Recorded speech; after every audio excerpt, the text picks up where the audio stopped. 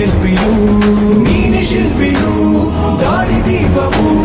ನೀನೆ ಕಲಿಸಿಕೊಟ್ಟೆ ಸಮಾನತೆಯನು ಏಕತೆಯನು ರಾಷ್ಟ್ರ ಸಂವಿಧಾನಕ್ಕೆ ನೀನೆ ಶಿಲ್ಪಿಯು ನೀನೆ ಕಲಿಸಿಕೊಟ್ಟೆ ಸಮಾನತೆಯನು ನಿನ್ನ ಲೇಖನಿಯ ಬರಹ ದೇಶ ಗರ್ಜನೆ ಒಂದು